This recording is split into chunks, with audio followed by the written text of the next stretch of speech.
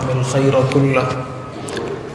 حضور نبی کریم سرور دو عالم صلی اللہ علیہ وسلم ارشاد فرمایا، جو شخص نرمی سے محروم کر دیا گیا وہ ہر قسم کی خیر سے محروم کر دیا گیا۔ یہ مسلم شریف کی روایت ہے۔ حضرت جریر بن عبداللہ رضی اللہ تعالیٰ عنہ اس حدیث شریف کے راوی ہیں۔ اس حدیث میں آپ نے فرمایا کہ جس شخص سے نرم مزاجی، نرم خوئی چھین لی گئی، لے لی گئی، تو گویا اس سے ہر قسم کی خیر لے لی گئی اور ہر قسم کے خیر سے وہ محروم ہو گیا۔ اس حدیث شریف کا مطلب یہ ہے کہ اسلام کا تقاضا ایک مسلمان سے یہ ہے کہ اس کے مزاج میں نرمی ہونی چاہیے۔ مزاج کی سختی یہ اللہ کو پسند نہیں ہے۔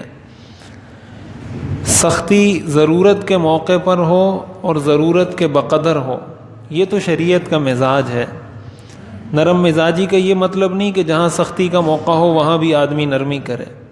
اگر انسان اپنی اولاد کی تربیت کر رہا ہے، ایک استاد اپنے شاگرد کو پڑھا رہا ہے، یا کوئی بھی بڑا کسی چھوٹے کی تربیت یا سرپرستی کر رہا ہے، تو جہاں اس کے ساتھ سختی کی ضرورت ہو، تنبیہ کی ضرورت ہو، یہ بھی شریعت کا حصہ ہے، یہ بھی دین کا حصہ ہے، ہمیں دین میں سکھایا گیا ہے۔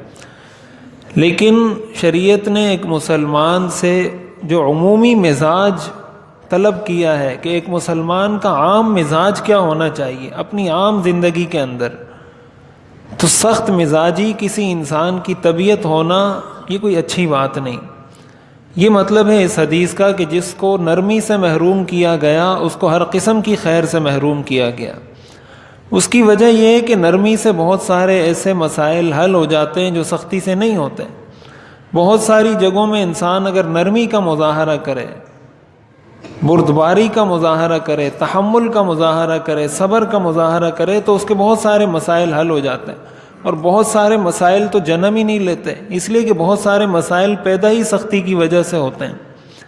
قرآن کریم میں اللہ تعالیٰ نے ارشاد فرمایا، فَبِمَا رَحْمَةٍ مِّنَ اللَّهِ لِنْتَ لَهُمْ وَلَوْ كُنْتَ فَظًّا غَلِيظَ الْقَلْبِ لَانفَضُّوا مِنْ حَوْلِكَ، کہ اللہ کا آپ پر رحم ہے۔ حضور علیہ الصلاۃ والسلام سے کہا جا رہا ہے کہ اللہ کا آپ پر رحم ہے کہ آپ نرم مزاج ہیں، اور اگر آپ کی زبان میں سختی ہوتی یا آپ کے دل میں سختی ہوتی تو آپ کے ارد گرد موجود یہ سارے صحابہ آپ سے اٹھ کر چلے جاتے۔ یعنی آپ کے ارد گرد جو صحابہ کی اتنی بڑی جماعت ہے یہ موجود نہیں رہتی۔ ان کی موجودگی کا ایک بہت بڑا سبب یہ ہے کہ آپ کے مزاج میں نرمی ہے۔ تو انسان اگر گھر میں اپنی بیوی کے ساتھ، اپنے بچوں کے ساتھ نرم مزاجی کا رویہ رکھے گا تو وہ گھر بہت اچھے طریقے سے چل سکتا ہے۔ حدیث شریف میں آتا ہے، حضور علیہ الصلاۃ والسلام نے ارشاد فرمایا، اذا اراد اللہ باہل بیت خیرا ادخل علیہم الرفق، کہ جب اللہ کسی گھر والوں کے ساتھ خیر کا ارادہ فرماتے ہیں تو ان میں نرمی پیدا کر دیتے ہیں۔ یعنی شوہر بیوی کے لیے نرم ہو جاتا ہے، بیوی کے دل میں شوہر کے لیے نرمی پیدا ہو جاتی ہے، اولاد کے لیے والدین کے لیے اولاد، یعنی آپس میں اس گھر والے آپس میں ایک دوسرے کے ساتھ نرمی کا معاملہ کرتے ہیں۔ اور ظاہر نرمی کا معاملہ کرنے کا یہی مطلب ہے کہ کسی سے غلطی ہو اس کو برداشت کیا جائے۔ بعض لوگ اس کو بڑے فخر سے بیان کرتے ہیں کہ میں گھر میں جاتا ہوں تو سارے خاموش ہو جاتے ہیں اور ایک دم سناٹا طاری ہو جاتا ہے، تو یہ کوئی اچھی بات تو نہیں ہے۔ ایک ہے ادب کی وجہ سے خاموش ہونا کسی کا، اور ایک ہے کہ ڈر کی وجہ سے خاموش ہونا۔ ادب کی وجہ سے خاموش ہونا تو سمجھ میں آتا ہے کہ بڑا ہے، والد ہے، استاد ہے، لیکن ڈر کی وجہ سے کہ یہ بھی ڈانٹے گا، ابھی سختی کرے گا، ابھی یہ کرے گا، ابھی وہ کرے گا، یہ حضور علیہ الصلاۃ والسلام کا مزاج نہیں۔ ایک حدیث شریف میں آپ نے فرمایا، ما دخل الرفق فی شیء الا زانہ وما نزع من شیء الا شانہ، کہ نرمی جس چیز میں آتی ہے اس کو خوبصورت بنا دیتی ہے، اور جس چیز سے نرمی نکلتی ہے اس کو بدصورت بنا دیتی ہے۔ ایک حدیث میں آپ نے فرمایا، ان اللہ رفیق یحب الرفق، کہ اللہ اپنے بندوں کے ساتھ نرمی کرنے والے ہیں اور نرمی کرنے کو ہی پسند کرتے ہیں۔ یعنی ہم اللہ کی کتنی نافرمانی کرتے ہیں، کتنے گناہ کرتے ہیں، کتنی مرتبہ دن میں اللہ کو ناراض کرتے ہیں، لیکن اللہ تعالیٰ کسی انسان کو ایسے براہ راست پکڑتا نہیں کہ نماز نہیں پڑھی تو اس کو پکڑ لیا، کوئی نیک کام نہیں کیا تو اس کو پکڑ لیا، جھوٹ بولا تو اس کو پکڑ لیا۔ بلکہ اللہ تعالیٰ انسان کو ڈھیل دیتے ہیں، اس کو توبہ کی دعوت دیتے ہیں کہ اللہ کی طرف رجوع کرے۔ تو اللہ کا بندوں سے بھی یہ تقاضا ہے کہ وہ بھی اللہ کے بندوں کے ساتھ نرمی کریں۔ تو جب انسان دوسروں کے ساتھ نرمی کرتا ہے اس کا فائدہ یہ ہوتا ہے کہ پھر اللہ تعالیٰ بھی اس کے ساتھ نرمی کرتے ہیں، اور جو انسان دوسروں کے ساتھ سختی کرتا ہے بلا وجہ کی سختی، تو پھر اس کے ساتھ بھی سختی کی جاتی ہے۔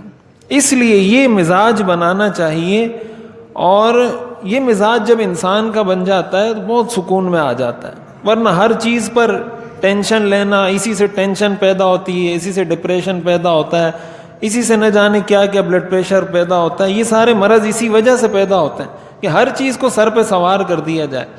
اور ظاہر ہے یہ بات انسان کو پتہ ہونی چاہیے کہ دنیا میں ہر کام میری مرضی کے مطابق نہیں ہو سکتا۔ دنیا میں کوئی انسان ایسا نہیں آیا کہ دنیا کا کوئی کام، ہر کام اس کی مرضی سے ہوتا ہو۔ پیغمبروں کی مرضی سے سارے کام نہیں ہوئے، تو میں اور آپ کون ہیں کہ میرے مرضی سے سارے کام میری مرضی کے مطابق ہوں گے؟ کیا پیغمبر یہ نہیں چاہتے تھے کہ ان کی ساری قوم مسلمان ہو جائے، ساری قوم ہدایت پر آ جائے؟ تو کیا ساری قوم ہدایت پر آ گئی؟ تو اس لیے اس چیز سے بہت پریشان نہیں ہونا چاہیے کہ میرا مزاج تو یہ، میری بیوی کو میرا مزاج آج تک سمجھ میں نہیں آیا۔ تو اس کو سمجھ نہیں آیا تو آپ کو تو سمجھ آنا چاہیے تھا، آپ کو بھی تو نہیں آیا اس کا مزاج سمجھ۔ آپ کو اس کا یہ مزاج سمجھ آ جانا چاہیے تھا کہ اس کو میرا مزاج سمجھ نہیں آیا۔ کچھ آپ نرمی کرتے، کچھ وہ نرمی کرتی، تو مسائل حل ہو جاتے۔ اسی سے معاشرہ چلتا ہے۔ یہ اسلام کی معاشرتی تعلیمات ہیں جن کو ہم نے فراموش کیا ہے، جس کی وجہ سے ہمارے معاشرے میں مسائل پیدا ہوتے ہیں۔ تو ہم اگر اس کو اسلام کا حصہ سمجھیں اور بحیثیت مسلمان اس کو اپنی ذمہ داری سمجھیں، تو یہ سارے معاشرے کے مسائل ختم ہو سکتے ہیں۔ اللہ تعالیٰ عمل کی توفیق عطا فرمائے۔